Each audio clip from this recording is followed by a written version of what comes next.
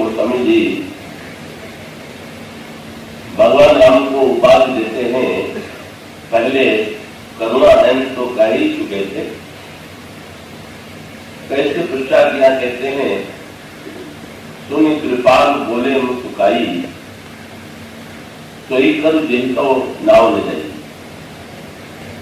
कृपा से भर करके भगवान श्री राम ने, कृपाल श्री राम ने केवट से ऐसा कहा। करुणा के पश्चात कृपा की अभिव्यक्ति होती है। और श्री रामचरितमानस की दृष्टि में तो कृपा का महत्व सर्वाधिक।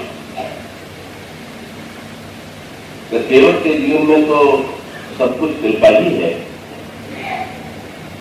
लेकिन रामचरितमानस की मान्यता है कि व्यक्ति किसी भी मार्ग का अनुयायी क्यों न हो, तो किसी भी प्रकार की साधना क्यों न स्वीकार करे, पर जब तक उसके साथ ईश्वर की कृपा नहीं होगी तब तक किसी भी साधना में व्यक्ति को सफलता प्राप्त नहीं होती।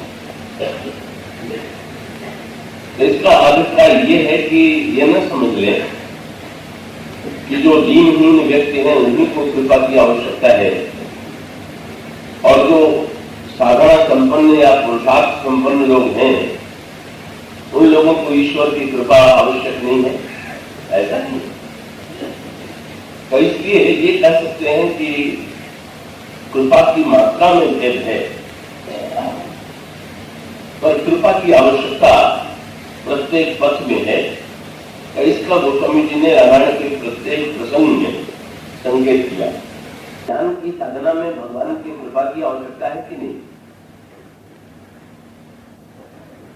तो गोस्वामी जी ये कहते हैं कि ज्ञानी को भी सबसे प्रारंभ में तो भगवान की कृपा की आवश्यकता पड़ती है। कि जैसे दृष्टांत के रूप में यूं कहें, ज्ञानी को रामचरितमानस में भगवान का बड़ा पुत्र बताया गया। भगवान कहते हैं, मोरे प्रभु तनय सम ज्ञानी और बालक श्रुतम दास अमानी। जो अमानी भक्त हैं वे मेरे छोटे बालक हैं, और जो ज्ञानी हैं वे मेरे बड़े पुत्र हैं। तो बड़े पुत्र को भी अपना कार्य चलाने के लिए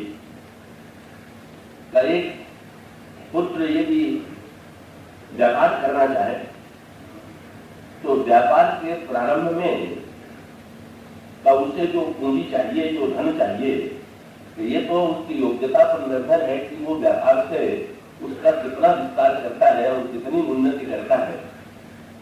लेकिन प्रारंभ में तो पिता जब अपनी ओर से उसे कुछ पूंजी देगा तब वो उस पूंजी को बढ़ाने की चेष्टा करेगा। अब बड़े पुत्र को पिता का की कृपा नहीं चाहिए, ऐसा कहना संभव नहीं। तो इसी दृष्टि से गोस्वामी जी जहां पर ज्ञान साधना का वर्णन करते हैं और उत्तरखंड में ज्ञान साधना का बड़ा विस्तृत वर्णन किया गया, तो व्यक्ति को कैसे ज्ञान प्राप्त हो। तो वैसे हमारे शास्त्रों ने इससे ये प्रश्न उठाया गया कि ज्ञान की प्राप्ति कैसे होती है। तो बड़ा प्रसिद्ध वाक्य है, श्रद्धावान लभते ज्ञान। जो श्रद्धावान व्यक्ति है वही ज्ञान प्राप्त करता है। फिर यही प्रश्न आता है कि श्रद्धा कैसे आवेगी? पहले श्रद्धा आवेगी तब ज्ञान प्राप्त होगा। तो श्रद्धा जो है वो व्यक्ति के पुरुषार्थ का परिणाम है कि वो कृपा का परिणाम? क्योंकि अगर श्रद्धा पुरुषार्थ का ही परिणाम होती तो प्रत्येक व्यक्ति के अंतःकरण में श्रद्धा आ जाती। गोस्वामी जी ने बड़ा सार्थक उत्तर दिया है कि यदि व्यक्ति के बस में ही सब कुछ होता तो चाहतो जो जोई जोई, लहतो तो सोई सोई, काहू भांति काहू की न कामना रहा। संसार में प्रत्येक व्यक्ति अच्छी वस्तु ही तो पाना चाहता है। तो अगर व्यक्ति के बस में ही सब होता तो जो व्यक्ति संसार में जिस व्यक्ति के मन में जिस वस्तु की चाह होती तब वो उस वस्तु को पा लेता। पर यदि प्रयत्न करने पर भी, पुरुषार्थ करने पर भी, चाहने पर भी व्यक्ति को अदृष्ट वस्तु की प्राप्ति नहीं होती, तो इसका अभिप्राय यह है कि इन सब के साथ साथ किसी ऐसी वस्तु की अपेक्षा है कि उसके बिना व्यक्ति का सारा प्रयत्न अधूरा। तो ज्ञानी को का बुद्धि तो व्यक्ति के पास है, जैसे अगर कोई गहराई से विचार करके देखे तो बुद्धि भी तो ईश्वर प्रदत्त ही है, बुद्धि भी कोई जाई हुई वस्तु तो नहीं है। पर बुद्धि में श्रद्धा का उदय जो है, तो उसके लिए तो गोस्वामी जी एक बड़ा विस्तृत वर्णन करते हैं ज्ञान दीपक में। वे कहते हैं ज्ञान का दीपक जलाने की आवश्यकता है, और दीपक जलाने के लिए घी चाहिए, बत्ती चाहिए, और उस घी के लिए दूध दही की आवश्यकता है, दही की आवश्यकता है, दही के लिए दूध की आवश्यकता है, और फिर दूध के लिए गाय की आवश्यकता है। तो बड़ा सुंदर संकेत गोस्वामी जी देते हैं। जी कहते हैं कि ये दूध बनता किससे? दूध जो है वो चावल से बनता है, भूसे से, घास फूस से ही तो दूध बनता है। लेकिन बड़ी विचित्र बात है कि जितने तब कोई अगर गणित की गणित लगा दे कि भाई इतनी घास के द्वारा इतना दूध बनता है, और वो किसी का सत्कार करने के लिए उतनी घास उसके सामने परोस दे, तो सामने वाला व्यक्ति अपने को कितना अधिक अपमानित अनुभव करेगा। आप किसी के स्वागत में तो उसके सामने दूध रख दीजिए, तो वो समझता है कि मेरा सत्कार किया गया, सम्मान किया गया। और किसी के सामने घास दे दी जाए तो शायद वो बिगड़ करके कहेगा कि क्या तुम मुझे पशु समझते हो क्या, कि जो तुम मुझे घास समझ रहे हो। ये सिर्फ कि घास से ही दूध बना हुआ है, पर घास के रूप में वो अर्पित करने योग्य नहीं। तो काकभूषण जी ये कहते हैं कि ये जितनी सत्कर्म है, ये सत्कर्म घास की तरह, और सत्कर्म से ही धर्म का दूध उत्पन्न होता है। लेकिन सत्कर्म घास की तरह है, तो इसे सीधे परोसने की चेष्टा मत कीजिए। पहले सत्कर्म को, घास को का दूध के रूप में परिणित किया जाए, और वो व्यक्ति के बस में नहीं है। व्यक्ति चाहे तो घास को दूध में के रूप में परिणित नहीं कर सकता। पर बड़ी विचित्र बात है, एक जिसको हम साधारणतया पशु समझते हैं, जैसे हमारी संस्कृति में तो उसका बड़ा महत्व है गाय का। पर गाय में ये चमत्कार है कि गाय को वही घास यदि दे दी जाए, अर्पित कर दी जाए, खिला दी जाए, तो गाय उसी घास को दूध के रूप में परिणत करके लौटाती है। तो काकभूषण जी ये कहते हैं कि वो गाय क्या है कि जो गाय घास को दूध बना देती है, तो वे कहते हैं सत्कर्म की जो घास है उसको श्रद्धा की गाय को यदि अर्पित कर दिया जाए तो दूध बन जाए। और इसका अभिप्राय है कि अगर व्यक्ति में अश्रद्धा है और अश्रद्धा के साथ सत्कर्म है, तो उसका परिणाम ये होगा कि वो आराधन युक्त वस्तु मानी जाती है, किसी बिना मूल्य की वस्तु मानी जाती है। पर अगर सत्कर्म के साथ श्रद्धा को मिला दिया जाए, तो उसका परिणाम होगा कि व्यक्ति के जीवन में सच्चे धर्म का प्राकट्य होगा।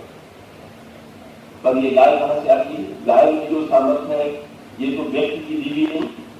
व्यक्ति स्वयं घास काट करके घास लगा सकता है, घास काट करके ला सकता है, घास खिला सकता है। गाय में जो चमत्कार है, ये तो स्वयं ईश्वर का दिया हुआ है, ये व्यक्ति के व्यक्ति का फल है। तो इसी प्रकार से श्रद्धा है गाय, और श्रद्धा की गाय में ये श्रद्धा की गाय पहले आ गए, पर श्रद्धा के द्वारा बाद में ज्ञान की साधना प्रारंभ हो। तो इसलिए गोस्वामी जी ने ज्ञानियों को भी सावधान कर दिया कि ये न समझ लीजिएगा कि आपको भगवान की कृपा की आवश्यकता है। इससे काकभूषण जी ने पहला वाक्य यही कहा कि ज्ञान का प्रारंभ जो है, ज्ञान का जो प्रारंभ है, वो तो भगवान की कृपा से होता है। ये तीनों में अंतर है। ज्ञानी को भगवान की कृपा प्रारंभ में चाहिए, और कर्मी को भगवान की कृपा मध्य में चाहिए, और भक्त को आदि मध्य अंत तीनों में चाहिए। ये इन तीनों में अंतर है।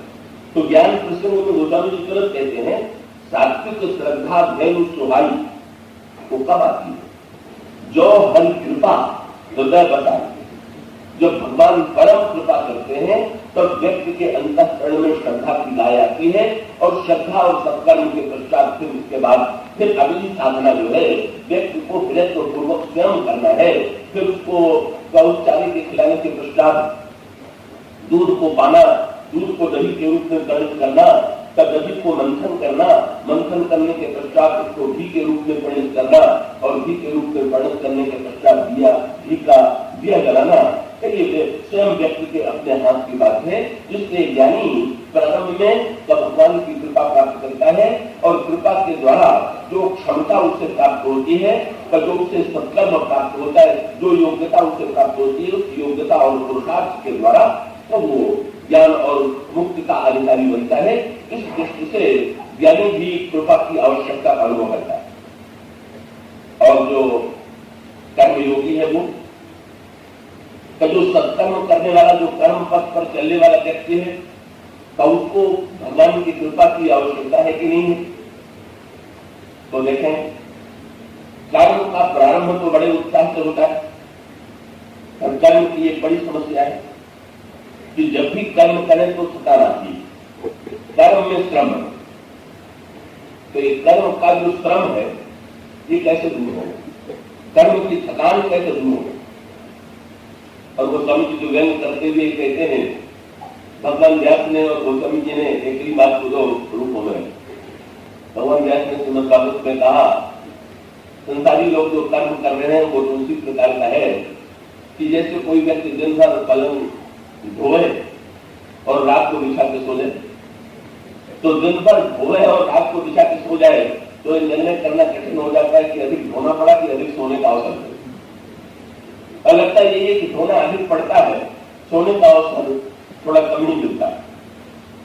पर गोस्वामी जी ने भगवान व्यास से विनम्र निवेदन किया कि महाराज, मुझे तो ऐसा लगता है कि अगर कुछ घंटे धोने के बाद कुछ व्यक्ति घंटे सो ले तो भी ठीक, पर दिखाई तो ये देता है कि व्यक्ति का एक ऐसे व्यक्ति की कल्पना करें कि जो दिन भर को पलंग धोए और रात होने पर पलंग बिछाना प्रारंभ करे। पलंग के लिए गद्दा चाहिए, तकिया चाहिए, चद्दर चाहिए, और वो पलंग बिछाने की तैयारी रात से जो प्रारंभ हुई तो कितने देर चलती है? बैंक में गोस्वामी जी ने में कहा, दासत ही गई बीत निशान, फिर दिन भर धोते रहे और रात भर बिछाते रहे, और परिणाम क्या हुआ? कबहू में नाच नींद भरी सोयो, नींद की तैयारी होती रही कि ऐसा हो। उसका अभिप्राय, कर्म करते हुए हम एक कल्पना करते रहते हैं कि ये वस्तुएं हमें मिल जाए, जब ये वस्तु मिल जाएगी तो हम फिर आनंद से जीवन में विश्राम करें। जवानी भर श्रम करते हैं, बुढ़ाई में भी चेष्टा करते रहते हैं, पर वो शांति और विश्राम का वो अवसर आता कब है? सोने का अवसर कब आता है? विश्राम का अवसर कब आता है? तो कर्म का प्रारंभ तो हुआ पुरुषार्थ से, पर कर्म में जो श्रम है उस कर्म के श्रम को निवारण करने की सामर्थ्य किसमें? मानस में इसको और भी बड़े विस्तृत रूप में प्रस्तुत किया गया है।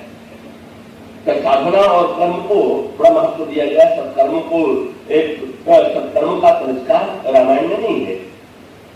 तो जैसे संकेत आता है, बंदर लंका के युद्ध में लड़ते हैं, तो बंदर जब लंका के युद्ध में लड़ते हैं तो ये बंदर कौन? ये बंदर देवता ही बंदरों के रूप में जन्म लेते हैं, और देवत्व को प्राप्त होता है सत्कर्म से। तो इसका अभिप्राय ये है कि ये गौतम जी ने इसके लिए प्रतीकात्मक संकेत भी सुना है कि ये जो वाली था, कई ये सारे देवताओं का स्वामी, और वाली जो सारे देवताओं का स्वामी है, तो उसको गोस्वामी जी का विनय पत्रिका में कर्म का प्रतीक मानते। तो इसका अभिप्राय ये है, इसका तात्पर्य ये है कि सर्वश्रेष्ठ सत्कर्म जो है वो तो इंद्र के जीवन में है, क्योंकि इंद्र पद जो है वो देवताओं में सबसे ऊंचा पद है, और ये इंद्र पद उसी को प्राप्त होता है जिसका सर्वश्रेष्ठ सत्कर्म होता है। पर एक सांकेतिक क्रम ये आता है कि बालिका भगवान श्री रामचंद्र ने पहले उस पर बाण चला करके उसे मूर्छित किया और मूर्छित करने के पश्चात फिर का आगे चल करके बाली में परिवर्तन आता है। और वहां एक संकेत और जुड़ा हुआ है। यद्यपि इन सारे बंदरों को सीता जी के पता लगाने का काम सौंपा गया है, पर इन सारे बंदरों में बाली नहीं। यद्यपि इसका भी जन्म इसी उद्देश्य से हुआ है। ब्रह्मा ने ये कहा जाता है कि जब का प्रेम भरे स्वर में ब्रह्मा ने भगवान की प्रार्थना की तो भगवान ने आकाशवाणी में प्रभु का स्वर सुनाई पड़ा कि जन जन को मुनि सुरेशा तुमन लाग हरिहो नर बेसा अंसन सहित मनुज अवतारा ले हो दिनकर वंश उदारा।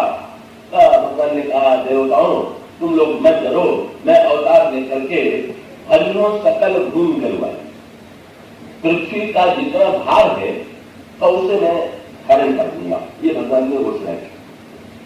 तो भगवान भार हरण करने की प्रतिज्ञा करते हैं। तो वहां पर गोस्वामी जी ने लिखा कि जिस समय देवताओं ने ये वाणी सुनी तो उसकी पहली प्रतिक्रिया क्या हुई? गगन ब्रह्म वाणी सुनी काना और तुरंत मेरे हृदय जुड़ाना। देवता बड़े प्रसन्न हो गए और अपने अपने घरों को लौटने लगे, अपने अपने स्वर्ग के अपने अपने निवास स्थान को लौटने लगे।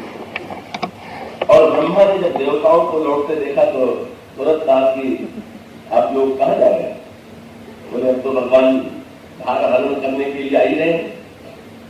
तो ब्रह्मा ने कहा कि आप लोग भी कुछ कीजिएगा कि आप लोग समझ रहे हैं कि आपको काम से छुट्टी मिली। इसका रिस्पेक्ट कि भाई छोटा बालक अगर कोई कर्म न करे तो उसे निकम्मा और आलसी कह करके उसकी निंदा नहीं की जाए। लेकिन अगर कोई बड़ा होने के पश्चात भी अगर कर्म से भागे तो उसकी आलसी और आलसी कह करके निष्क्रिय कह करके निंदा की जाए। तो देवता तो सत्कर्म के प्रतीक हैं और इन्होंने स्वर्ग के भोगों को प्राप्त करने के लिए सत्कर्म किए हैं। तो ऐसी परिस्थिति में ब्रह्मा का तात्पर्य है कि जब तुम जीवन में भोगों को प्राप्त करने के लिए कर्म करते हो तो ऐसी परिस्थिति में तुम्हें भगवान और भक्ति की प्राप्ति के लिए भी तो कर्म का सदुपयोग करना चाहिए। पर तुम्हें कर्म से छुट्टी नहीं मिलेगी, इसलिए तुम अपना कर्तव्य सोचो। क्या तब भगवान तो भाग उठावेंगे, पर वही ब्रज की परंपरा में है। आपने चित्र में देखा होगा, लीला में देखा होगा, गिरिराज का भाग तो भगवान की अंगुलियों पर उसके साथ साथ उसमें भगवान ही अकेले नहीं दिखाई देते। ग्वाल बाल भी अपनी अपनी लाठी लगाए थे। यद्यपि वो प्रतीकात्मक ही है, कोई ग्वाल बालों की लाठी पर था, यद्यपि ग्वाल बालों को एक बार एक रंग हो गया। कहा जाता है कि किसी गोपी ने मनसुखा से पूछ दिया कि गोपाल कहाँ? तो उन्होंने तुरंत कह दिया कि ब्रज में तो सब गोपाल ही गोपाल है, जो गाय पालन करे सब गोपाल ही है, तुम किस गोपाल के विषय में पूछ रही?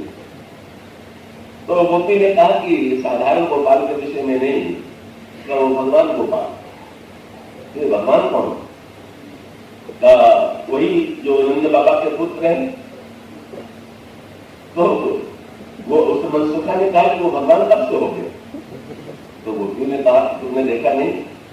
अरे अभी कुछ दिन पहले की घटना है कि उन्होंने गोवर्धन पर्वत को अपनी अंगुली पर उठा लिया। मनसुखा ने कहा कि बड़ी बात समझो तुम, क्या उसने अकेले उठा लिया? कि हम लोगों ने अपनी अपनी लाठी नहीं लगाई? क्या उसका अकेला प्रयत्न था क्या? इस प्रकार की बात का ऐसा प्रतीत होता है कि यद्यपि लेकिन ईश्वर जो है तब वालों से ये नहीं कहता। ये देखो चाहता तो कह सकता था, अगर अपना प्रभाव दिखाना चाहता तो कर सकता था कि नहीं नहीं तुम लोग अपनी लाठी हटाओ, तुम अपनी अंगुलियां हटाओ, मैं स्वयं इसको उठाए हुए हूँ। पर नहीं, ये कहते हैं कि तुमने जितनी क्षमता है, जितनी योग्यता है, उस अपनी योग्यता और क्षमता का उपयोग तो मेरे साथ मिलकर के करो। और इस प्रकार से व्यक्ति के जो साधना और सत्कर्म है और उसका अपना महत्व है। रामचरितमानस में भी ब्रह्मा बंदरों से यही कहते हैं कि जब भगवान अवतार लेंगे तो तुम लोगों को भी अपनी भूमिका स्वीकार करनी चाहिए, और भूमिका स्वीकार करने के लिए उन देवताओं को आदेश दिया जाता है कि वे बंदरों के रूप में जन्म लें, और बंदरों के रूप में जन्म लेकर के तब भगवान राम के साथ प्रयत्नशील हो। और तब उसके पश्चात वहां पर गोस्वामी जी का एक संकेत करते हुए ये बताते हैं कि ये बंदर जो है लंका के युद्ध में राक्षसों से लड़ते हैं, तो राक्षस है दुष्कर्म पाप और बंदर है सत्कर्म, तो सत्कर्म और दुष्कर्मों में लड़ाई होती है। लेकिन उस लड़ाई में एक समस्या आ जाती है, क्या बंदर जब राक्षसों से लड़ते हैं तो पूरा प्रयत्न पूर्वक लड़ते हुए भी दो बातें आपको दिखाई देंगी कि एक तो दिन भर जब लड़ करके आते हैं तो थक जाते हैं, दिन भर लड़ कर। तो राक्षसों की समस्या क्या है? राक्षस तो अपनी थकान मिटाने के लिए शराब पी लेते हैं, और उनके थकान की पद्धति ये जो राक्षसी वृत्ति वाला वृत्ति होता है वो नशे के द्वारा अपनी थकान मिटाता है। कोई नशा चाहिए, चाहे शराब का नशा चाहिए, चाहे कोई और किसी प्रकार का नशा चाहिए, और उसके द्वारा वो समझता है कुछ देर के लिए। नशे का स्वभाव यह है कि वो वास्तविकता को भुला देता है। तो उसका परिणाम ये हुआ कि कुछ लोग केवल कुछ देर के लिए अपने आप को भुलाने में डाल करके ऐसा अनुभव करते हैं कि जैसे हम अपनी थकान मिटा रहे हैं। तो लंका के राक्षसों की पद्धति तो दूसरी। लेकिन जब बंदर थकते हैं तो भगवान राम बंदरों को आदेश देते हैं कि भगवान राम के आदेश को पा करके बंदर युद्ध करते हैं। पर जब दिन भर लड़ाई के बाद थक करके आते हैं तो उनकी थकान कौन मिटाता है? वो समझने का या तो एक ही दबा क्या सारे बंदर जो सायंकाल के समय लौटते हैं, भगवान श्री राम एक बार अपनी दृष्टि जो है उन सारे बंदरों पर डाल देते हैं। और उस दृष्टि की विशेषता क्या होती है? क्या राम कृपा करें, उस दृष्टि में कृपा। और जब भगवान राम अपनी कृपा दृष्टि डाल देते हैं तो उसका लाभ ये मिलता है कि राम कृपा करी चितवाद विहुर भय विगत श्रम बांधव हो। तब बंदरों की थकान बड़ी सरलता से बढ़ जाती है जब भगवान राम की कृपा दृष्टि बढ़ती है।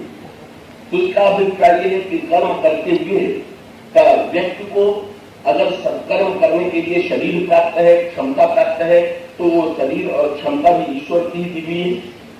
पर उस प्राप्त शरीर के द्वारा जब हम कर्म करेंगे तो कर्म में जो श्रम की अनुभूति होगी तब उस श्रम के निवारण करने के लिए भी ईश्वर की कृपा की व्यवस्था।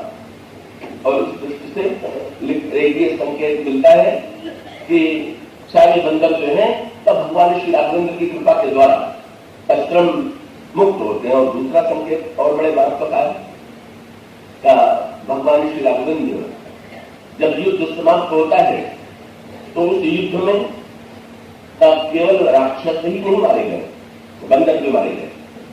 तो ये बड़े महत्व की बात। तब सत्कर्म मरते हैं कि नहीं मरते हैं? तो जब हम दुष्कर्म को मिटाने के लिए सत्कर्म करते हैं, जब सत्कर्म और दुष्कर्म का संघर्ष होता है तो उसमें दुष्कर्मों का विनाश होता है कि सत्कर्मों का भी विनाश होता है? तो विचार करके आप देख लीजिए कि आप जितने सत्कर्म करने के लिए वस्तुएं एकत्र करेंगे, उन वस्तुओं को एकत्र करने में भी किसी न किसी प्रकार का कर्म में प्रतिकूलता आती है। ऐसा हो ही नहीं सकता है कि व्यक्ति के द्वारा कोई कर्म हो और उस कर्म में केवल अच्छाई हो और बुराई का कोई लेश न हो। तो फिर ऐसी परिस्थिति में ये बंदर जो मर गए उनकी स्थिति क्या होगी? सत्कर्म जो मर गया बनता, ये ठीक है कि राक्षस बड़ी संख्या में मारे गए, अधिकांश राक्षस मारे गए, पर कुछ ये जो बंदर हैं ये भी तो बड़ी संख्या में मारे गए। और तब वहां पर फिर सांकेतिक वर्णन आता है कि इंद्र भगवान के चरणों में आके प्रणाम करो। इंद्र के द्वारा भगवान के चरणों में प्रणाम करने का तात्पर्य है, वहां पर भी सांकेतिक तत्व ये आया, इंद्र की भूमिका बड़ी विलक्षण है। इंद्र की एक भूमिका तो बाली के रूप में है, जहां पर कई बंदरों के युद्ध में बाली सम्मिलित नहीं दिखाई दे रहा। क्यों नहीं दिखाई दे रहा? बाली में सत्कर्म जो है और सत्कर्म के साथ बाल एक ऐसा योद्धा है कि जो जीवन में सर्वदा जीतता ही जीतता रहा, ऐसा दिखाई देता है। भगवान राम के पहले आने से पहले भी जिसने रावण को हरा दिया, दुंदुभी राक्षस को हरा दिया, मायावी राक्षस को हरा दिया, इस तरह से अनेक ऐसे राक्षस हैं जिनको बाली ने हराया। तो यहां पर संकेत ये किया गया कि भाई अगर व्यक्ति सत्कर्म करे और सत्कर्म करने के साथ साथ अगर अपनी क्षमता से हम बुराई को हरा सके तो फिर ईश्वर की कृपा की दुहाई देने की क्या आवश्यकता है। बाली यही भूल सकता है। तब ब्रह्मा ने तो ये कह दिया था कि आप लोग भगवान की प्रतीक्षा कीजिए और जब भगवान आए तो उनके साथ लंका पर आक्रमण कीजिए। पर भगवान के आने से पहले बाली ने रावण को हरा दिया। बाली ने जब भगवान के आने से पहले रावण को हरा दिया तो बाली का तात्पर्य क्या था? बाली को ये लगा कि भगवान के आने के बाद अगर रावण हारेगा तब तो सारी प्रशंसा उन्हीं को मिलेगी, मुझे प्रशंसा कहां मिलेगी? तो मैं ही अगर हरा सकता हूं तो भगवान की क्या आवश्यकता? अब कई लोग ही कहा करते हैं कि हम भगवान को न माने सत्कर्म करें तो उसमें क्या करते? हम सत्कर्म करेंगे, हम ईश्वर को नहीं मानते। नहीं, रामायण की मान्यता है कि नहीं, आप कितना भी सत्कर्म क्यों न कर देंगे? तो आप सत्कर्म करते हुए यदि ईश्वर को अस्वीकार करते हैं तो आपकी स्थिति वही है जो बाली की स्थिति। क्यों?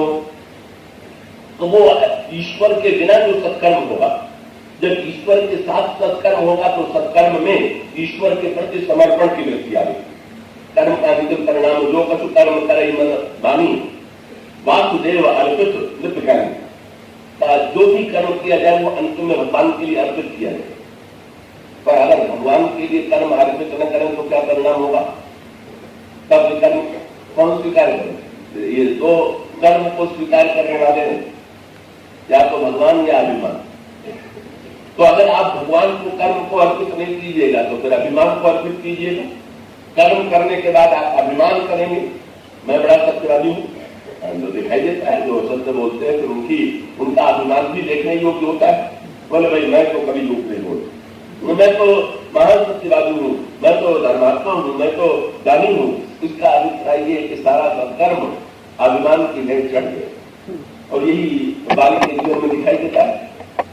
बाली को यही तो आश्चर्य था जब भगवान राम ने बाली के ऊपर बाण का प्रहार किया तो बाली ने भगवान से पूछ दिया कि महाराज आपकी बात मेरी समझ में नहीं है क्या? मैं जानता हूं कि आप भगवान, लेकिन मैं आपसे पूछना चाहता हूं, मैं कहे कि सुग्रीव प्यारा और कौन नाम तुम्हें मारा? आपने सुग्रीव से प्रेम किया और मुझसे विरोध किया, तो आप ये बताइए कि सुग्रीव में मुझसे कौन सी अधिक विशेषता है कि आपको सुग्रीव अच्छा लगा?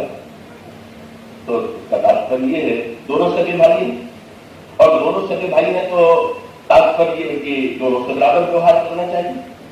तब दूसरा बाल का तात्पर्य ये था कि यदि मेरा इंद्र के अंश से जन्म हुआ है तो मैं पुण्य हूं, और सुग्रीव का अगर जन्म सूर्य के द्वारा हुआ तो ज्ञान है। तो आपको अपना बाण चलाने के लिए आए हुए हैं बाप के ऊपर, आपने मेरे ऊपर बाण चला दिया। और बाली का एक जन्म और पूछा कि महाराज जिस सुग्रीव से आपने मित्रता किया है आपने उसका पूरा चरित्र तो नहीं लिया हो क्या? बाली ने कहा मैं एक ऐसा व्यक्ति हूं कि जब जो बुराइयों के सामने कभी नहीं भागा और प्रत्येक बुराई को मैंने हराया। और सुग्रीव ऐसा है कि जो जीवन भर भागता रहा। तो आपने मुझ जैसे ये सत्कर्म का अभिमान। और सुग्रीव के जीवन में अगर देखें तो ऐसा दिखाई देता है कि सुग्रीव तो बड़े भारी पलायनवादी, बड़े भगोड़े। इन्होंने दर्शन का क्या कि सुग्रीव से भगवान श्री राम ने जब उनका चरित्र पूछा तो सुग्रीव ने कोई बात बना के नहीं की। जब लोग अपनी आत्म संस्मरण सुनाते हैं तो अपनी दुर्बलता का वर्णन कभी नहीं करते, पर सुग्रीव ने भगवान ये तो भगवान राम प्रसन्न हो गए। लक्ष्मण जी ने प्रभु से कहा कि मैंने सुग्रीव की सारी आत्मकथा तो भगोड़ेपन से भरी हुई। भगवान राम ने कहा लक्ष्मण मुझे तो लगता है कि सुग्रीव ने कितनी कि अपने जीवन की दुर्बलताओं को स्वीकार करना, अपनी कमी को स्वीकार करना, ये तो बहुत बड़ी बात है। और कमी को स्वीकार करके उस कमी को भगवान के सामने प्रकट कर देना, इसका अभिप्राय क्या होता है? कि भाई अगर आपका घड़ा भरा है तो ठीक है, पर घड़ा भरा होने के पश्चात भी अगर उसमें छिद्र होगा तो उसका परिणाम ये होगा कि वो जल बह जाए। तो अगर किसी के पुरुषार्थ के घड़े में सत्कर्म का जल भरा हुआ है पर जीवन छिद्र रहित है कि नहीं, सत्कर्म करने के साथ कोई दोष है कि नहीं, तो अगर छिद्र होगा तो सत्कर्म का जल भर जाएगा। तो इसलिए सत्कर्म का परिणाम भी एक सीमा तक होता है। व्यक्ति सत्कर्म करके स्वर्ग में पहुंचता है, देवता बनता है, पर धीरे धीरे जैसे घड़े से जल निकलता है इसी प्रकार से भोगों को भोगते हुए सत्कर्म का जल समाप्त हो जाता है। और जो ही वो जल समाप्त होता है तो वो बेचारे ऊपर से नीचे ढकेल दिए जाते, क्षीणे पुण्य मृत लोक विशंति। तो ऐसी परिस्थिति में अगर किसी के जीवन में सत्कर्म का जल है तो भी बह जाने की संभावना। और अगर किसी के पास घड़ा हो और उसमें जल न हो, पर जल न होने पर भी घड़े को उलट करके रख दे तो उसका अर्थ क्या हुआ? घड़े को उलट करके रख दे तो उसका खालीपन नहीं दिखाई देता, दिखाई देता है कि पूरा अच्छी तरह से। जब देखिए उल्टे घड़े को तो उसकी कमी नहीं दिखाई देती, और उसी घड़े को सीधा कर दीजिए तो उसका खालीपन दिखाई देगा। तो इसी प्रकार से अगर किसी के जीवन में अभाव तो है, पर उस अभाव को अगर वो छिपाने की चेष्टा कर रहा है कि लोग हमारी कमी न डाल ले, तो मैंने उसने अपने घड़े को उल्टा करके रख दिया। और अगर पानी बरस रहा हो और पानी बरसते हुए जहां पानी बरस रहा है कोई व्यक्ति खाली घड़े को सीधा करके रख दे तो कितनी बढ़िया बात होगी। जो मेघ है तो वो उस जल के द्वारा घड़े को भर दे। तो इसी प्रकार से अगर किसी व्यक्ति के जीवन में सत्कर्म का अभिमान है तो छिद्र है तो दोष है तो सत्कर्म नष्ट हो जाएगा। सत्कर्म को अपनी कमी को छिपाने की चेष्टा है तो थोड़ी के जीवन में अपूर्णता रहेगी। पर अगर अपनी अपूर्णता को भगवान के सामने कोई व्यक्ति प्रकट कर दे, उनके समक्ष अपना खालीपन खोल करके रख दे, तो फिर भगवान अपनी कृपा के जल से भर दे। तो सुग्रीव ने तो यही किया कि अपना जितना खालीपन था सब भगवान के सामने खोल करके रख दिया। और परिणाम ये हुआ कि सुग्रीव पर भगवान की कृपा बरस पड़ी और सुग्रीव धन्य मानिए। और बाली के जीवन में जितने सत्कर्म थे उन सत्कर्मों का परिणाम ये हुआ कि उसके जीवन में अभिमान आया। और इसीलिए जब बाली ने पूछा कि आपने मुझे क्यों मारा, क्या मैं देवता नहीं हूं, मैं सत्कर्म नहीं हूं, तो भगवान ने तुरंत कहा कि तुम सब कुछ हो लेकिन तुम मूर्ख हो। ये तो विचित्र बात है, सत्कर्म है और मैं मूर्ख हूं। तो भगवान ने कहा मूर्ख हुआ है कि जो वस्तु जिस वस्तु से बड़ा लाभ उठाया जा सकता है तो उसी का कोई दुरुपयोग करे तो उसको मूर्ख कहना चाहिए। तो तुम मूर्ख क्या कि सत्कर्म के साथ अगर तुम्हारे जीवन में मेरे प्रति समर्पण होता तो फिर ऐसी परिस्थिति में तुम विवेकी ही माने जाते, लेकिन तुम्हारी क्या मूढ़ है तो ही अतिशय अभिमान।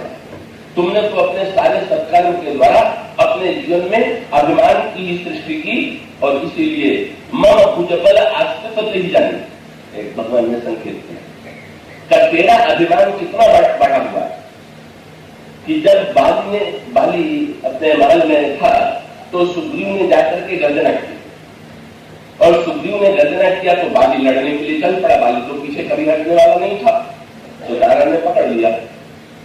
तो सुग्रीव ने जब ये कहा कि सुग्रीव की गर्जना सुनकर के आप जा क्यों रहे हैं, क्यों न जाऊं, मैं तो आज तक किसी की गर्जना सुन करके नहीं रुका। तो उस समय तारा ने ये कहा कि ये आपने विचार करके देखा कि कभी न गरजने वाला जितना गरज कैसे रहा, ये भी तो सोच दीजिए।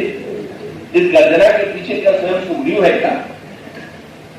तब तुरंत तारा ने कहा सुरपति जिन्हें ही मिला सुग्रीवा, जिनसे सुग्रीव ने प्राप्त कर दिया है मेरे पर तुम्हारी प्रवृत्ति होगी। लेकिन लिखा हुआ है कि जब बात करने लगा तो क्या समझ करके चला, आज कहीं चला वहां अभिमान करने वो परमेश्वर था क्या तरह समान सुग्रीव नहीं जानी। अरे मैंने बड़े बड़े योद्धाओं को परास्त कर दिया, ये सुग्रीव तो मेरे सामने तो छिटके के समान है। और प्रारंभ में बाल को लगा दी कि मैं बिल्कुल ठीक, क्यों बाल निकल करके आया और सुग्रीव पर प्रहार किया तो सुग्रीव जो थे एक ही मुक्का लगते ही लिखा हुआ है, तब सुप्रीम विकल हो रहा। तो बाली का मुक्का लगा और भागे। तो बाली को बड़ी हंसी आई, तारा होती तो देख लेती कि इसी टाइगर मुझे दिखा रही थी, अरे ये भगोड़ा तो भगोड़ा ही रहेगा, तो आज भी मेरा मुक्का लगते फिर भाग खड़ा हुआ। लेकिन तारा का संकेत ये था कि बस तुमने आज में भी समझने में भूल किया और अंत में भी समझने में भूल किया। क्या बोले, गर्जना में तुमने भगवान का बल नहीं देखा और तुमने भागना देखा, पर भाग से कहां गया ये तुमने नहीं। महत्व इसका है, भाग करके गया था, कटल सुग्रीव विकल हुए भागा, लेकिन भाग करके तुरंत किसके पास गए? भगवान राम के पास। और उसका अभिप्राय यह है कि अपनी दुर्बलता को लेकर के भी पुनः ईश्वर की शरण में, और जब ईश्वर की शरण में जाते हैं तो फिर भगवान राम का उनका पक्ष लेकर के उनके गले में जयमाल पैदा करके बाली पर प्रहार करते हैं, बाली को अधमरा बना देते हैं। और बाली को अधमरा बनाने के पश्चात जब बाली का अभिमान नष्ट हो जाता है, तो बाली का अभिमान नष्ट हो जाने के पश्चात भगवान श्री राम बाली से ये कहते हैं कि बाली, मैं चाहता हूं कि तुम ये करो। तो भगवान का तात्पर्य यह है कि सत्कर्म को विनष्ट करना लक्ष्य नहीं है, सत्कर्म के अभिमान को विनष्ट करना चाहिए। तुम्हारा अभिमान यदि नष्ट हो गया है तो तुम तुरंत राम आदि को मेरे बानी बाली शीश बरसाने की पानी अचल करो चलो राखो प्राणा, तुम अपने प्राण की रक्षा करो। तो इस तरह से भगवान बाली से जीवित रहने के लिए कहते हैं। लेकिन बाली ने तुरंत एक उपाय मिला। क्या बाली ने वही किया जो करना चाहिए। इतने तक जीवन तक कर्म को अभिमान के प्रति अर्पित करता है, पर तुरंत अंगद को बुलाया। तो पिता और पुत्र, पिता से ही पुत्र का जन्म होता है। इसलिए हमारे शास्त्र कहते हैं आत्मा वही जाए थे पुत्र, और पुत्र तो व्यक्ति की आत्मा के समान ही है। तो अपने पुत्र को बुला करके तब भगवान राम के हाथों में सौंप दिया। ये बाली के जीवन में समर्पण हो गए हैं। बोले यह कन्हैया है मम सब। तो भगवान ने कहा तुम्हारे समान है तो तुम ही क्यों नहीं रह जाते? बोले नहीं महाराज, मुझमें इनमें थोड़ा अंतर है तो हम दोनों बल में तो ये मेरा लड़का मेरे बराबर है, पर इसमें एक विशेषता है जो मुझमें नहीं थी, इसीलिए मैं इसको सौंप रहा हूं। क्या कहिया कलय मम सम विनय बल। बोले महाराज मुझमें बल तो था पर विनय नहीं थी, पर इसमें विनय पहले है और बल बाद में। ये न्यायकारी पहले है और बल बाद में है। तो फिर ऐसी परिस्थिति में आप किसी को स्वीकार कीजिए, किसी के द्वारा आप आगे जो भी सेवा लेना चाहें वो सेवा लीजिए। और इस प्रकार से कब भगवान राम बाली के ही प्रतिरूप अंगद को ऐसे सत्कर्म को जिसमें अभिमान का विनाश हो चुका है, तो उसको भगवान राम स्वीकार करते हैं। और स्वीकार करने के पश्चात लंका के युद्ध में अंगद की बड़ी महान भूमिका है, अंगदों की महान भूमिका है। लेकिन वहां पर सर्वत्र संकेत यही है कि अगर व्यक्ति ईश्वर की कृपा को नहीं स्वीकार करता है तो इसका अभिप्राय क्या हुआ कि व्यक्ति में अभिमान आए बिना नहीं रहेगा, और अभिमान आए बिना नहीं रहेगा तो अंत में ईश्वर को ही उस पर बाण चलाना पड़ेगा। तो ऐसी स्थिति में कितना भी बड़ा सत्कर्म करने वाला व्यक्ति क्यों हो, तो उसको भी भगवान की कृपा पर ये धारणा रख करके चलनी चाहिए कि कर्म में भी जो परिपूर्णता प्राप्त होगी वो ईश्वर की कृपा से ही प्राप्त होगी। तो यही संकेत प्राप्त होता है विश्वामित्र जी के संदर्भ में। विश्व के सारे पुराण में जितना इतिहास है तो उसमें सबसे महानतम पुरुषार्थ करने वाला अगर कोई महापुरुष हुआ तो विश्वामित्र, क्योंकि उन्होंने सृष्टि के सारे नियम को बदल दिया, सारी परंपरा को बदल दिया। उन्होंने अपने सत्कर्म के द्वारा क्षत्रिय से ब्राह्मण पद उनको प्राप्त हो गया, ब्रह्मर्षि के रूप में उन्हें संसार में स्वीकार किया। वे नए परिस्थिति का निर्माण कर सकते हैं, चाहे जो कुछ करने में समर्थ हैं। लेकिन उनके जीवन में भी गोस्वामी जी अंत में यही संकेत लिखते हैं कि विश्वामित्र जब यज्ञ करते हैं तो यज्ञ जो है तो वो तारकाल स्वभाव और मारीच के द्वारा विनष्ट कर दिया जाता है। और तब वे जब भगवान को अयोध्या से मांग करके लाते हैं तब कहीं जाकर के उनका यज्ञ पूर्ण होता है। और जब इसीलिए जब विश्वामित्र भगवान राम को लेकर के चलने लगे, विश्वामित्र जैसा महात्मा, तो गोस्वामी जी ने भगवान राम का नाम कौन सा दिया? बोले पुरुष सिंह, दो वीर, हर सी चले मुनि भय हरण। कौन जा रहे हैं? बोले कृपा सिंह रघुवीर अखिल विश्व कारण कर। भगवान राम तो साक्षात कृपा के सिंह है। विश्वामित्र जैसा पुरुषार्थी भी यही कहता है कि जब तक ईश्वर की कृपा प्राप्त नहीं होगी तब तक कर्म में परिपूर्णता प्राप्त नहीं होगी। और इसी प्रकार से भक्ति योग में तो भक्ति योग में भगवान जब नवधा भक्त का वर्णन करते हैं तो नवधा भक्त का वर्णन करते हुए कहते हैं कि मेरी पहली भक्ति है संतों का संग, प्रथम भक्त संतन कर संगा। लेकिन वो तो ठीक है कि संतों का संग, संतों के द्वारा भक्ति मिलेगी। भगवान राम से लक्ष्मण जी ने पूछा भक्ति कैसे मिले, तो प्रभु ने तुरंत लक्ष्मण जी से कहा भगवती ताक अनुपम सुख मूला मिले जो संत हो ही अनुकूला। संत अनुकूल हो तो मेरी भक्ति मिलती है। प्रभु ने मुस्कुरा करके कहा लक्ष्मण समझ गए? बोले मैंने समझ गया, लेकिन एक बात तो बाकी रही। क्या? बोले भगवान को की भक्ति तो मिलती है संत की कृपा से, पर अब ये भी तो बता दीजिए कि संत किसकी कृपा से मिलता है, संत कैसे मिलेगा? तो रामायण में कहा गया कि संत जो मिलेगा तो वो भी हमारी कृपा मिले नहीं संता। भगवान कृपा जब करते हैं तभी संत मिलता है। तो इसका अभिप्राय कि अगर भक्ति पाने के लिए सत्संग चाहे तो सत्संग के लिए भी जब तक भगवान की कृपा, भगवान कृपा करके भगवान की उदारता है। तो संत तो भगवान की महिमा बढ़ाना चाहता है, भगवान संत की महिमा बढ़ाना चाहते हैं। तो भगवान ये कहते हैं कि मेरी कृपा प्राप्त करना चाहते हो तो संत के पास जाओ, और संत के पास जाए तो संत जो है तो अपने स्थान पर व्यक्ति के जीवन में भगवान की प्रतिष्ठा करने की चेष्टा करता है। तो इसलिए भक्ति योग बिना संत की कृपा के परिपूर्ण होगा क्या? इसलिए आप संकेत के रूप में देखें का विभीषण जी कल्याण कब से भक्ति कर रहे थे, क्योंकि जब उन्होंने तपस्या किया और ब्रह्मा ने कहा कि क्या बताना चाहते हो, तो उन्होंने यही कहा कि आप ऐसे ही मानो भगवंत पद कमल अमर अन्मा, भगवान के चरणों में मेरी प्रीति हो, मेरी भक्ति हो। पर उसके पश्चात का विभीषण जी न्याय कितने वर्षों तक लंका में रह करके साधन करते रहे, मंदिर में पूजा करते रहे, लेकिन अचानक एक दिन क्या उनको भगवान की शरणागति और भक्ति की प्राप्ति कब हुई? श्री हनुमान जी लंका में आ गए, और श्री हनुमान जी ने जब देखा तो की बात आई है। हनुमान जी के मन में पहले तो संदेह हो गया कि लंका जैसे अपवित्र नगर में ये इतना सुंदर आचरण करने वाला कहां से है। लेकिन यहाँ विभीषण जी ने जब राम नाम के स्मरण किया, जब विभीषण जी ने राम नाम का स्मरण किया तो हनुमान जी को भरोसा हुआ। हनुमान जी ने पुकारा और विभीषण निकल करके बाहर आए, और विभीषण निकल करके आए तो उन्होंने पूछा कि आप अपना परिचय दीजिए कि आप कौन क्या?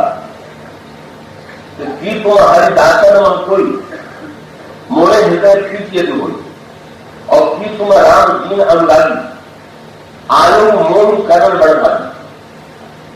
तो आप जो है या तो साक्षात भगवान राम है तो जीवों पर कृपा करने वाले, और या आप कोई संत हैं।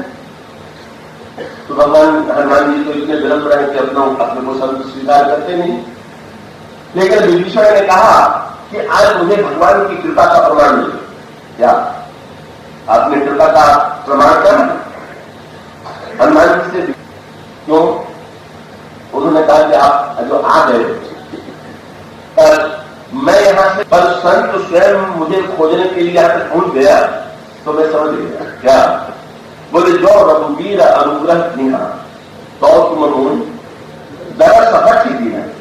अनोखी बात यह है कि न केवल आपने यहाँ लंका में आना स्वीकार किया, पर अभी लंका में भी आकर के मैं तो सो रहा था, आपने सोए हुए से मुझे जगाया और जगाकर बल दिया। आज मुझे विश्वास हुआ जो साधना के पश्चात मुझे लगी, लेकिन आपके दर्शन के प्रति मुझे पूरा विश्वास हो गया कि उपलब्धि जो है बिना भगवान की कृपा से नहीं होती। आप जैसा संत आया तो मुझे कृपा का प्रत्यक्ष प्रमाण मिल गया। तो भक्ति योग में भी तो क्रम से ही सर्वत्र वर्णन आता है कि कोई व्यक्ति भक्ति को प्राप्त करना चाहे तो भक्ति को प्राप्त करने के लिए सीता जी क्या है? सीता जी रामायण की भाषा में मूर्तिमती भक्ति है, और सारे बंदर श्री सीता जी की खोज में चल पड़े। पर जो भक्ति को पाना चाहते थे वे अपने प्रयत्न से भक्ति को नहीं प्राप्त कर सकते। गोस्वामी ने लिखा, चले सकल बल खोजत सरिता सर खो राम काज ललीन मन विषया तन कर छो। अपने शरीर को सुदृढ़ बुरा करके खाना पीना सोना सब बंद करके सीता जी की खोज में चले, पर सीता जी नहीं मिली। सीता जी मिली कब?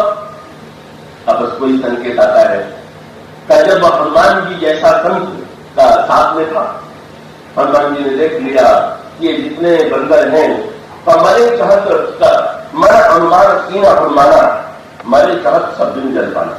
और उसका अभिप्राय है कि आप शरीर से जब सत्कर्म करते हैं तो सत्कर्म करने के साथ साथ आपको भूख और प्यास लगती है कि नहीं?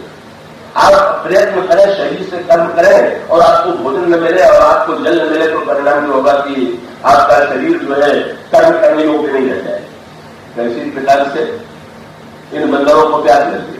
और उसका अभिप्राय कि हनुमान जी समझ लिए कि साधना तो ये लोग कर रहे हैं, पर जब तक कृपा का जल नहीं मिलेगा तब तक ये इनकी समस्या का समाधान नहीं होगा।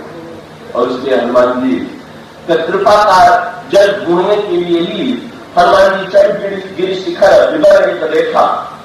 हनुमान जी जो है तुरंत पर्वत पर छलांग लगाते हैं और वहां ये देखते हैं कि ये गुफा है। और गुफा को देख करके हनुमान जी ने सारे बंदरों को बुलाया, आप लोग ऊपर आ जाइए।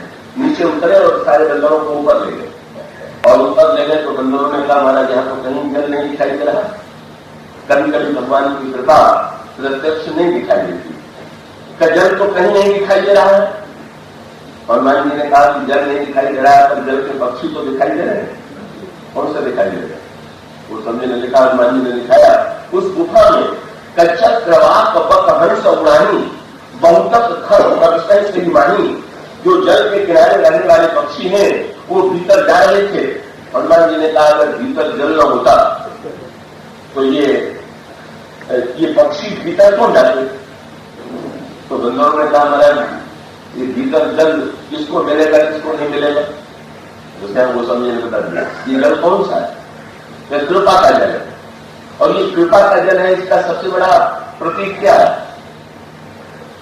यहां पर हनुमान जी ने बंदरों का ध्यान आकृष्ट किया कि एक अनोखापन ये है, रामायण में बगुले की निंदा है और हंस की प्रशंसा। पर गोस्वामी जी ने कहा कि जब हनुमान जी ने दिखाया इन बंदरों को तो इन बंदरों ने देखा कि उस गुफा में क्या होगा? बोले चक्रवाक बक हंस उड़ाई और बहुतक खत प्रविष्ट कहीं मानी। वहां पर बगुले भी गुफा में चले जा रहे थे, हंस भी चले जा रहे थे, चक्रवाक भी चला जा रहा था। हनुमान जी ने बंदरों से कहा कि अगर केवल हंस भीतर गुफा के जाते होते तो डर लगता कि हम हंस हैं कि हंस नहीं है, पर अगर बगुले भी जा रहे हैं तब चिंता करने की कोई आवश्यकता नहीं। और उसका अभिप्राय ये है कि भाई कृपा जो है वो उसको प्राप्त करने का अधिकार जो है वो केवल हंसों को ही नहीं है, तब बगुले को भी है। चक्रवाक बगुला है, साधक चक्रवाक है और हंस सिद्ध है। हनुमान जी का संकेत ये था कि भगवान की कृपा की आवश्यकता सिद्ध को भी है, भगवान की कृपा की आवश्यकता साधक को भी है और भगवान की कृपा की आवश्यकता विषयी को भी है।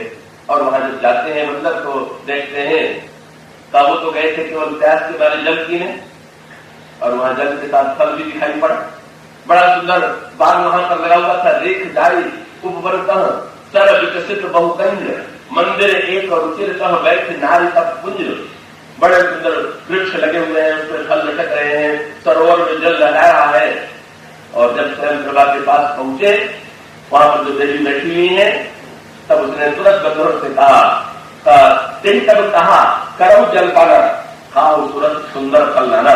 पहले खूब फल खा करके फिर सो लीजिए, जल पी लीजिए, तब मेरे पास आइए। और उसके पश्चात स्वयं प्रभा के पास जब ये लोग जल पी करके और फल खा करके आते हैं, ये भगवान की कृपा का व्यक्ति जल प्राप्त हुआ का साधन रूप सत्कर्म और उसमें हरिभक्ति रूप रस का मिठास की अनुभूति हुई, ये फल की अनुभूति हुई। और ये जब बंदर आते हैं तो तुरंत स्वयं प्रभा ने कहा पहला वो सीता ही जल पछता हो सीता जी मिलेंगी, अब तक नहीं मिलेगी तो अब कैसे मिलेंगी? तो स्वयं प्रभा ने तुरंत पूछ दिया कि सीता जी को खोजने के लिए आंख बंद करके खोजा कि आंख खोल कर? अरे देखिए हम लोगों ने तो 1 महीने तक आंख बंद नहीं किया, दिन रात जाग करके ढूंढते रहे सीता जी को। स्वयं प्रभा ने कहा हमारी बात मानो, क्या मुदम नयन दिगर सजी जाऊं। जब दिन भर व्यक्ति आंखें खोलते खोलते थक जाता है तो अंत में क्या करता है? आप ठीक है दिन भर आंख खोले रहते हैं, पर क्या रात्रि को आप सोने जाएंगे तो फिर खोले रख करके निद्रा आपको विश्राम मिलेगा, विश्राम मिलने के लिए तो आंख बंद करनी पड़ता है। स्वयं प्रभा का तात्पर्य था। तो आप लोगों ने अपने प्रयत्न और पुरुषार्थ के द्वारा भक्ति को पाने की चेष्टा किया, आपका प्रयत्न और पुरुषार्थ अब पूरा हो गया। अब अगर उन्हें प्राप्त करना है तो बस नेत्र मूड करके कृपा पर विश्वास कीजिए और कृपा के द्वारा जो व्यक्ति उनको प्राप्त करना चाहेगा वो प्राप्त करने के लिए प्राप्त करने में समर्थ होगा। और उसके पश्चात गोस्वामी जी ने फिर संकेत ये किया कि स्वयं प्रभा से मिलन हुआ और स्वयं प्रभा ने भी बंदरों से यूं कहा, संपाति मिला और संपाति ने कहा कि वो देखिए, क्योंकि बंदरों को जब स्वयं प्रभा ने कहा कि नेत्र मूदो, तो नेत्र तो इन्होंने मूद दिया, पर नेत्र मूदने के बाद अगले क्षण जो है आंख खोल दिया। नैन मुझे पुण्य देखे ही दिया, तो आंख खोल क्यों दिया? सोचने लगे हमने आंख बंद तो कर लिया, जरा देखें सीता जी मिली कि नहीं मिली। तो कृपा पर भरोसा भी 2-4 मिनट के लिए हम लोग करते हैं। तो उसके बाद जो है कृपा पर भरोसा हट करके फिर अपनी आंखों पर ही भरोसा आ जाता है। कितने देर आंख बंद रखे तो आंख खोल करके जो देखा तो दिखाई पड़ा कि समुद्र सामने लगा रहा है।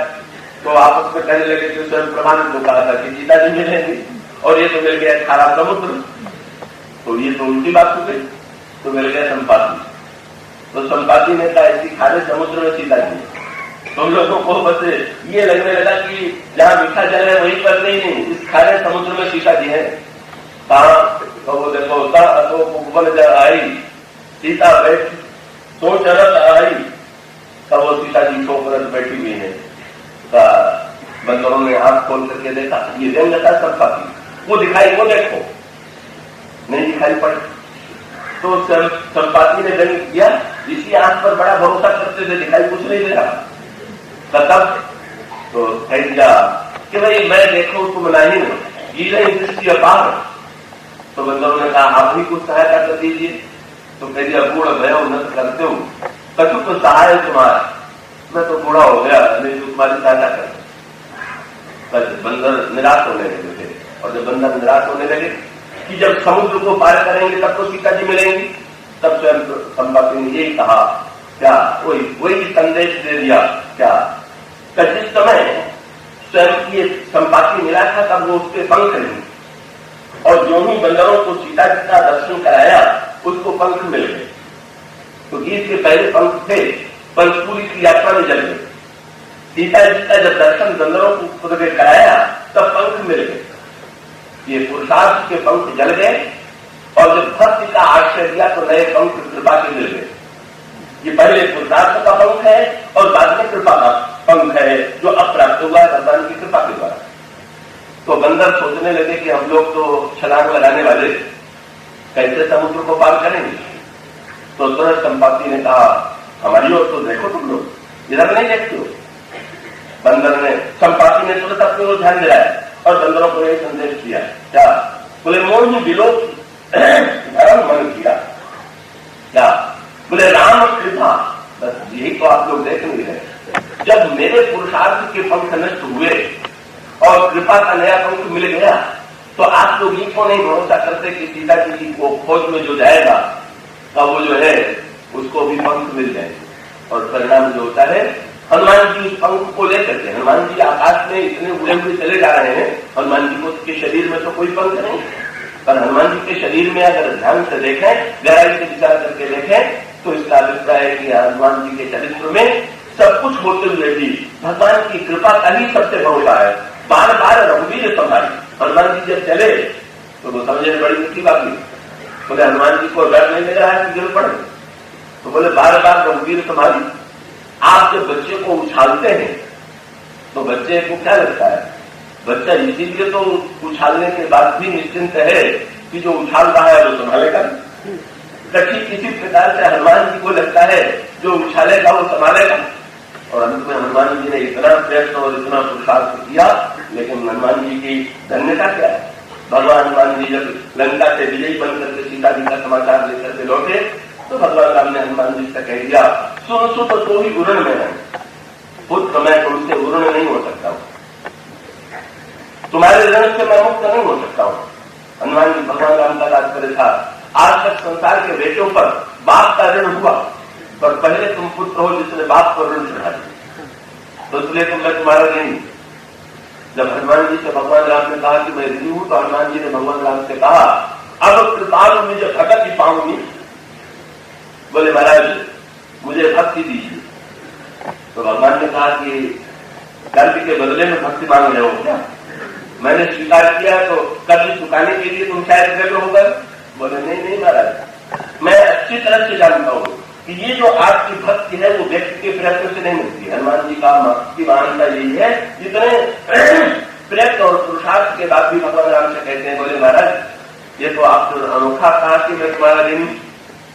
जैसे कोई अपना धन किसी के पास जमा कर दे और बाद में कहे कि मैं कर्ज लेने आया हुआ हूं, मुझे दे दीजिए, तो इससे बढ़कर के हंसी की बात क्या होगी। इसी प्रकार से प्रभु अब कृपा मुझे भगत ही पाऊंगी, लेकिन देहु फिर कृपा करी, ये देहु कृपा करी बहु अन पाएंगे, नाथ भगत तव अति सुखदाई देहु कृपा करी। नहीं आप भक्ति जब आप देंगे तो अपनी ही कृपा से देंगे।